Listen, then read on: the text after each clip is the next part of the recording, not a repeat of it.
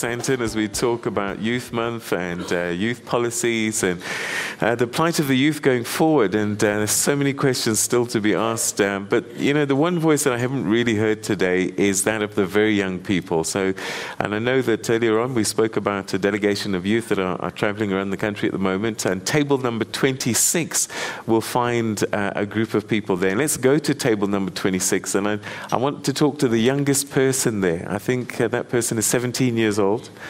If you just want to stand up, say your name. My name is Pelisa Chetu. I'm from the Eastern Cape in Tanzania. All right. The Eastern Cape is one of the provinces that's struggling the most, actually, with unemployment. And I'm just wondering, at 17, are you hopeful? Are you optimistic? What do you want to tell Deputy Minister? I promise you'll still enjoy the rest of your journey, so you can be honest. What are the youth in Tanzania saying at your age that we need to hear? I am the chairperson of Vulamasango Youth Development in Tanzania. And I am part of the 150 young people that the Deputy Minister has mentioned earlier, that we are in Soweto as part of the Department of Social Development Youth Month program. As we have seen, and we have been taken to spaces of historic significance, we have seen struggles that the youth of generations before us have endured. We thank our government for working so hard to invest in us so that we may take South Africa forward. Looking at the National Youth Program 2020, the National Youth Working Group, and since the Department of Social Development, has mentioned and has mobilized us from the most rural parts until the national. My question to the Deputy Minister, how can you, as the Deputy Minister, work with us through social development to ensure that the policy comes alive and that the decisions and programs of working group can be implemented through us, through social development? Thank you. All right, so it's a usual story. You guys come up with great plans, always. Yeah. Implementation. Implementation. Yeah.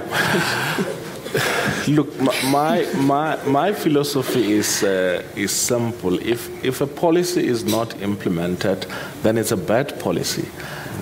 And we've built into the National Youth Policy those type of insurance and proofs and all of that, and we are going to be working with social development, and the main focus will be on the drug strategy, because we think that's the key area of work, of course, in a whole range of other things.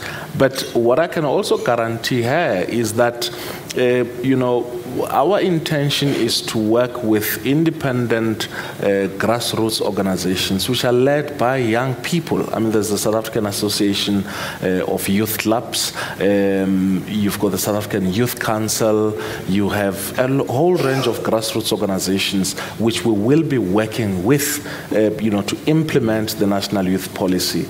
But I promise you, by 2020, we will be saying, this is what we said in 2015. In fact, throughout into 2020, every year, this is what we said we're going to do. Have we done it? Have we not? If not, what are the consequences? Yeshan, we're starting to wrap up now. You sit with a vehicle that can help and assist, but as you said earlier, you can't do it alone. Just give me your closing thoughts that you can share with us, and because I think a lot of it is kids, they've heard about the NYDA, they don't know how to interact with you. What do they do? How do they get involved? How do they take up some of these programs that you've got? Well, I think youth need to really take up, the lead and really take that initiative, be proactive, go and look for opportunities, and also not be, scared to fail, because many people who do succeed in life are able to bounce back after failing at their first attempt, and I think that point was made earlier. But there are a lot of opportunities that are out there, whether it is to be educated. We spend as a government 256 billion rand on education. We spend more than 9.2 billion on higher education. So there's a lot of opportunities to be educated. There are a lot of opportunities to be an entrepreneur. But it's not going to be easy to access that. Equally, persistence is the key to the success of one's attempts. And so what we're saying is that there's a lot that the NYDA has done, that government has done, that the private sector continues to do, and working together, we will definitely be able to achieve more. But we need more young people to think about what is their passion, as it has already been mentioned, to pursue that passion, to think about a life as a young artisan, as a young professional, as a young entrepreneur, and to be job creators and not simply job seekers. But we also need society to have more faith in our youth, to have more confidence in our youth. Young people are assets. They're not problems to society. And so the perceptions about youth participation and youth culture also needs to change as we walk this long road ahead. All right. Simphiwe Dana, maybe your final thoughts as well, because the nature of your work, you interact with young people a lot and you travel the country a lot.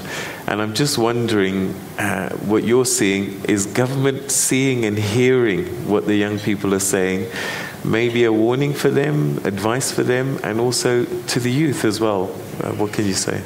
Thank you. I was speaking earlier about respectability politics. I think young people are tired of respectability politics. That's why I guess there's this outburst of anger. They want to be heard and not have to listen to you because you are older or you hold a certain position. That is what the young people are. And I think that spirit should be encouraged. And our government needs to be more honest and also not talk over us. You know, all the big words and, very political or government words that are really meaningless to the young person on the ground. So we need to change our approach to the young people with the understanding, like I said before, that they will inherit this country, this government. That's the one thing that I feel most strongly about. And then to the young people themselves, I think it is important to want a hand up, like Buti was saying earlier, but not a handout.